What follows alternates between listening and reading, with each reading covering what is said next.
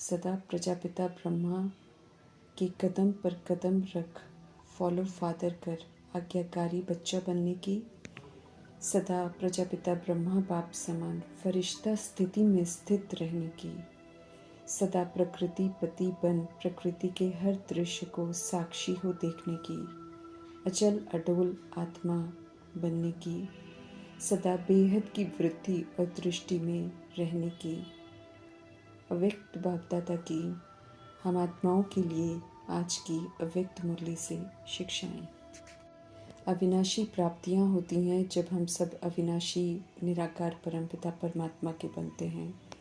उनसे मिल रहे ज्ञान गुण शक्तियों को खुशी संतुष्टता सुख शांति प्रेम आनंद के खजानों से दिव्यता और सत्यता की प्राप्ति होती है। जो आत्मा को चाहिए वो बिन मांगे प्रभु देते हैं, भरपूर कर देते हैं। जो भी उनसे मिलता है उसे प्रयोग में लाकर स्व के लिए और फिर सेवा में भी उसे यूज़ कर जमा करते हैं। जब विधि पूर्वक खजानों को यूज़ करते हैं तो अद्भुत प्राप्तियां होती हैं। सूक्ष्म देन प्रभु की बढ़ती ही रहती है जब उसे सेवा में लगाते हैं। सर्व तरह की दुनियावी इच्छाओं से मुक्त हो जाते हैं। वरदाता परमात्मा का वरदान है, अविनाशी प्राप्तियों की स्मृति से अपनी श्रेष्ठ भाग्य की खुशी में रहो तो इच्छा नाम मात्र की अविद्या हो जाएगी।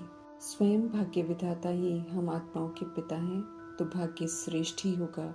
इसलिए सदा खुशी में रहना है कि भाग्य तो हम आत्माओं का जन्म सिद्ध अधिकार है।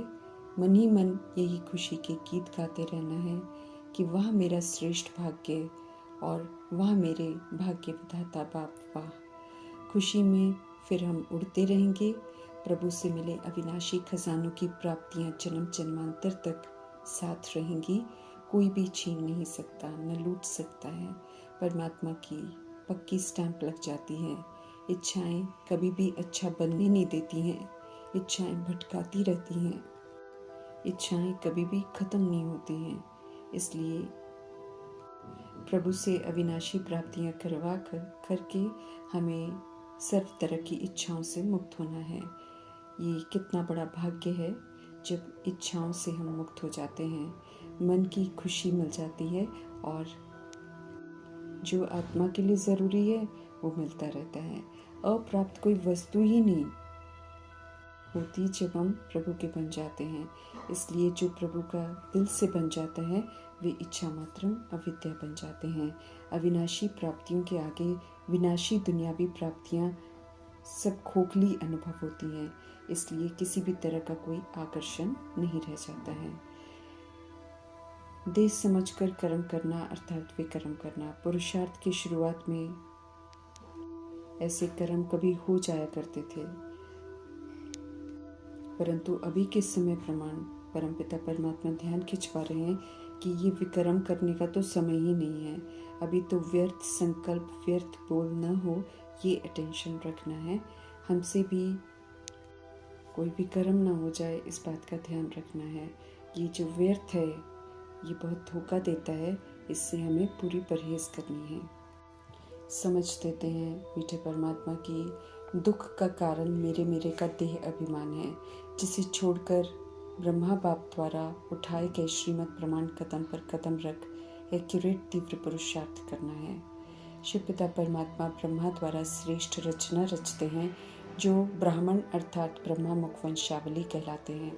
ब्राह्मण बनते श्रेष्ठ भाग्य के अधिकारी बन जाते हैं, लेकिन हमें ये याद रखना है कि वो अधिकार श्रीमद् प्रमाण चलकर प्राप्त करना पड़ता है। स्मृति दिला रहे हैं समर्थ परमात्मा कि हर ब्राह्मण आत्मा को जन्म लेते ही मस्तक में स्मृति का तिलक लगता है कि वो कौन है, किसका है।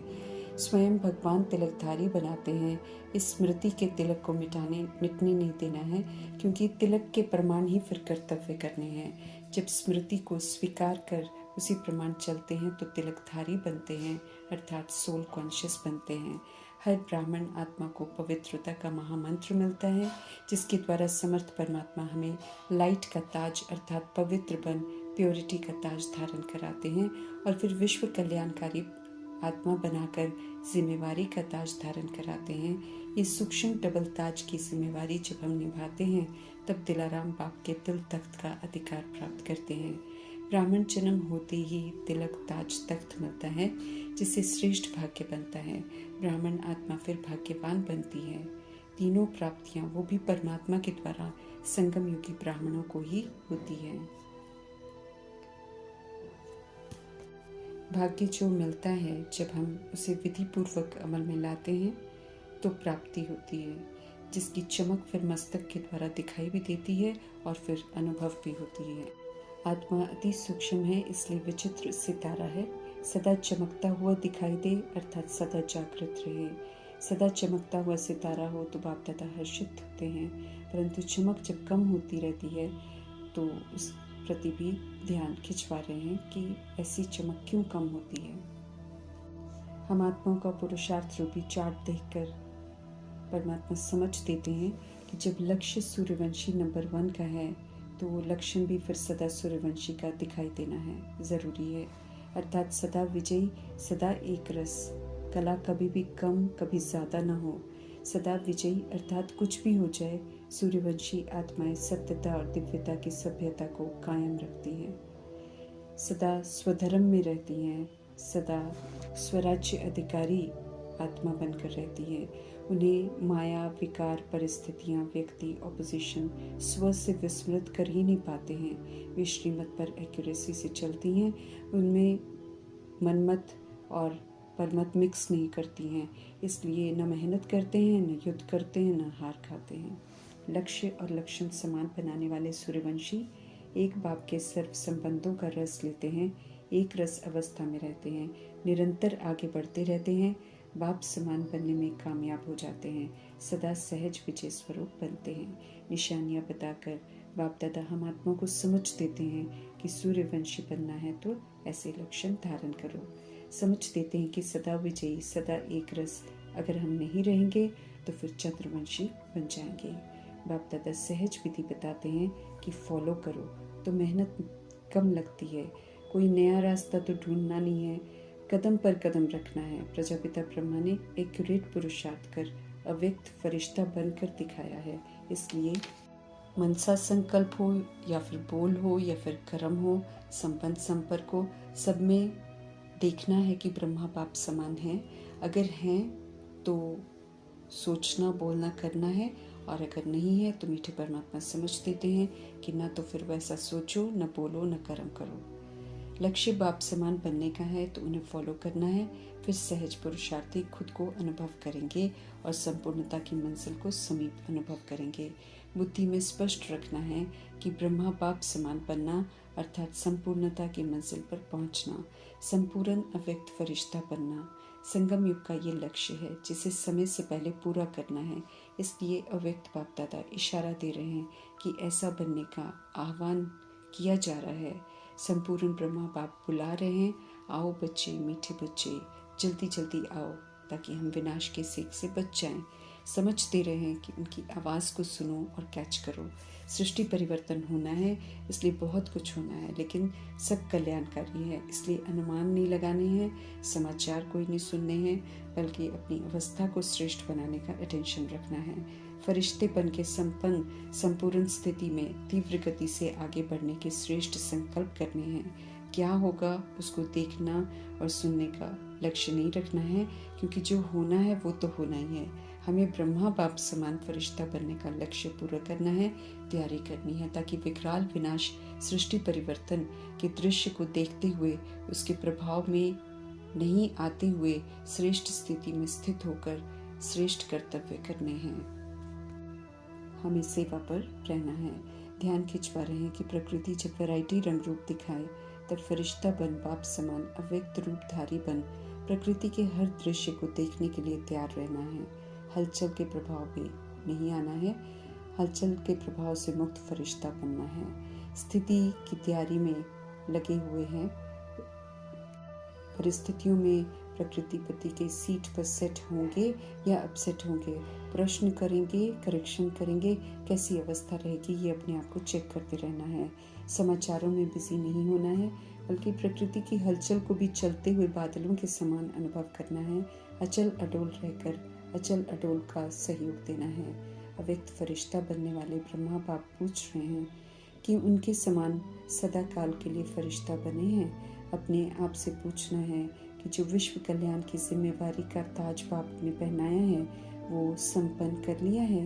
विश्व कल्याणकारी टाइटल मिला है तो विश्व कल्याण का कर्तव्य पूरा करना है। समझते रहें कि हमें भी व्यक्त से अव्यक्त फरिश्ता बन विश्व कल्याण की सेवा की रफ्तार को तीव्र कर समाप्ति और संपन्न होना है और फिर करना भी है।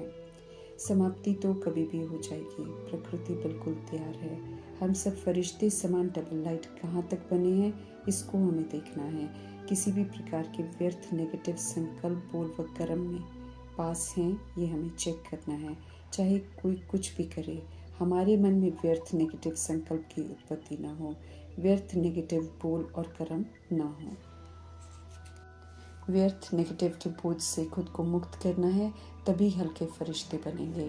पेपर ज़रूर होंगे, इसलिए खुद को सशक्त बनाना है। पेपर की तैयारी श्रीमत प्रमाण करनी है। जहाँ भी होंगे वहीं रहकर पेपर देकर पास होना है। एवर रेडी रहना है। ऑर्डर मिला उसी समय सब छोड़ना पड़ेगा, इसलिए किसी भी तरह के मेरे का लगाव जो है उससे हमें खुद को मुक्त करना है। कभी भी ये अहम भाव नहीं रखना है कि मेरे बिना ये कार्य नहीं होगा। ये सब वेस्ट संकल्प है। किसी के बिना भी कोई कार्य नहीं रुकता है। जब तक प्रभु का फरमान है तब तक एक्ट में है। उनका फरमान मिले कि स्टॉप करो तो स्टॉप हो जाना है। स्थिति को संपन्न बनाने का अटेंशन रखना है। ऑर्डर मिला और छोड़ देना है। हलचल ना हो कोई। ऑर्डर होगा भी अचानक, इसलिए पहले से ही सारे हिसाब किताब सेटल कर छुट्टी लेकर रखनी है। नया कोई हिसाब किताब किसी के साथ नहीं बनाना है। रस्सियाँ सारी खोल देनी है। नई बंधनों की कोई रस्सी नहीं बांधनी है। सेंटर, जिज्ञासु, घर, वस्तु, वैभव सब प्रभु की अमानत है। इसलिए जहाँ कहीं भी मेरे के झमेले हैं उससे हमें खुद को मुक्त करना है। विश्व कल्याणकारी हैं, इसलिए किसी भी तरह के हद में नहीं फंसना है। हद तो सारा देह का अभिमान है जिसे छोड़ना है। गुण, विशेषता, सेवा जो कुछ भी इस समय हमारे पास है वो प्रभु का प्रसाद है। उसे मेरा कहना देह अभिमान है। इस अभिमान को छोड़ संपन्न बनना है, फरिश्ता बनना है। फरिश्ता अर्थात न देह का अभिमान है हो, न देह का अभिमान हो, न देह का भान हो, न भिन्न भिन्न मेरेपन के कोई रिश्ते हों। फरिश्ता अर्थात हद का रिश्ता खत्म। ऐसा बनने की तैयारी करनी है। राजधानी में जाने की तैयारी करनी है। सावधान कर रहे हैं। परमपिता परमात्मा की वर्तमान समय में माया का नेगेटिव और व्यर्थ संकल्प का स्वरूप है, जिससे स्वयं को हमें मुक्त रखना है। सदा मुझे सकारात्मक सोचना है, सदा समर्थ संकल्प करने हैं। विश्व कल्याणकारी की स्टेज पर हमें रहना है, इसलिए सदा बेहद की वृत्ति हो, बेहद की दृष्टि हो और बेहद की स्थिति हो। ज़रा भी किसी भी आत्मा के प्रति नेगेटिव या व्यर्थ भावना नहीं होनी चाहिए। नेगेटिव को पॉजिटिव करना है, इसलिए अपनी वृत्ति जो है वो सदा पॉजिटिव रहे, इसका बहुत ध्यान रखना है। अपनी सूक्ष्म चेकिंग करनी है। वृत्ति, दृष्टि सभी के प्रति सदा कल्याणकारी हो। किसी भी तरह की हद की भावना, हद के संकल्प, बोल सूक्ष्म में भी हम में समाये हुए न हो, क्योंकि बाप दादा सावधान करते हैं कि ये जो सूक्ष्म समाये हुए हद के कनेक्शन है ये समय आने पर स्थूल रूप ले लेंगे। उस समय फिर किसी के प्रति भी नेगेटिव या व्यर्थ भावना जागृत हो सकती है। हमारी स्थिति सदा शुभ भावना, बेहद की भावना वाली होनी चाहिए। और उन्हें गलती नहीं देख अपनी गलतियों को चेक करना है। बातों को हमें बिल्कुल नहीं देखना है, अपने को देखना है। अपने अंदर धुन लगानी है कि ब्रह्मा बाप कि कदम समान मेरा हर कदम हो, निरंतर स्व पर नज़र हो। बाप समान फरिश्ता बनना ही है, संपन्न बनने की तैयारी करनी है। कुछ भी हो हलचल में नहीं आना है, अचल रहना है, लक्ष्य नहीं छोड़ना है। बाप समान बनना ही है, फिर चाहे कुछ भी हो जाए। कई ब्राह्मण ही क्यों ना हिलाएं, रुकावट बनकर सामने आए, फिर भी बाप समान बनना ही है। उनके प्रभाव में नहीं आना है। ये दृढ़ निश्चय हो और दृढ़ता से इसे पूरा करना है। फिर बाप दादा हम आत्मा को समझ देते हैं कि 1 सेकंड में बीच बीच में विदेही स्थिति बनाने का अभ्यास करो। विदेही स्थिति अर्थात सर्व बंधनों से मुक्त स्थिति। समझते रहें कि ये स्थिति बहुत महत्वपूर्ण है, क्योंकि अवस्था को वैरायटी परिस्थितियों को पार करने के लिए सशक्त बनाना है और एक विदेही और साक्षी बनने की जो ज़रूरत है, यही अवस्था जो है हम आत्माओं को परिस्थितियों से सहज पार कराएगी। अचल अडोल हम रहेंगे। देह के भान में रहे तो फिर हलचल में आते रहेंगे। हलचल में आएंगे तो न खुद का कल्याण कर सकेंगे न दूसरी सोल्स का कर सकेंगे। इसलिए विदेही अवस्था, देह में रहते विदेही अवस्था का अभ्यास करना है। देह से परे की स्थिति शक्तिशाली स्थिति है। वो शक्तिशाली स्थिति साक्षी स्थिति है, परमात्मा के साथ कनेक्टेड स्थिति है, जिससे कि फिर साक्षी होकर ड्रामा को देख सकेंगे। साक्षी होकर खेल को देखते हुए जो श्रेष्ठ कर्तव्य करना है अचल अडोल रहने का और अचल अडोल स्थिति का सहयोग देने का, वो हम सही विधि से कर पाएंगे। ऐसे कल्याणकारी परमपिता परमात्मा का, जो हम आत्माओं को सशक्त बनाने का सदा ही ओना रखते हैं, ऐसे बाप दादा का धन्यवाद करते हुए